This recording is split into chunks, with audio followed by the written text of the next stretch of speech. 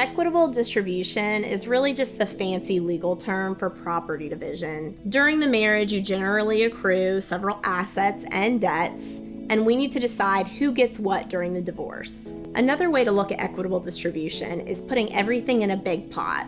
All of your property, all of your credit card debt, dividing it down the middle, and figuring out a fair distribution of those assets and debts.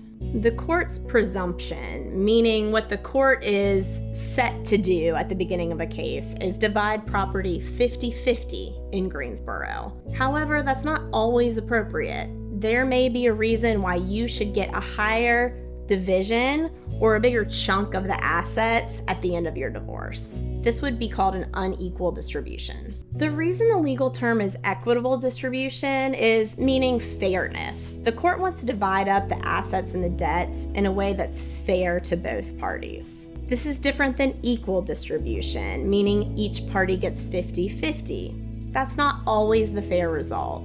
Therefore, it's called equitable distribution. Marital property is a legal term of art for any assets or debts that were gathered during the marriage. So from the date you're married until the date you're separated, we're going to classify all of that as marital property with a few exceptions. Naturally, one of the biggest pieces of property we're looking at in equitable distribution is often the house, the marital home where you lived with your ex while you were married. In some situations, you want to keep the home. That could be very important to you during your divorce. Perhaps you want a stable place for your children to live moving forward.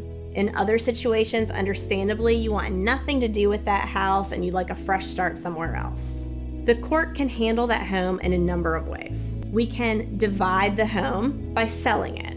In other words, liquidate that asset and you can each walk away with a portion of the sale. Another way to handle the home is to distribute it to one party. For example, you may keep the home and in return give your spouse something else from marital property. Another asset that's subject to division is your retirement. This can be very scary, but there's some important things to know about dividing up your retirement account. First of all, there's ways to insulate it and protect it by instead offering up other assets.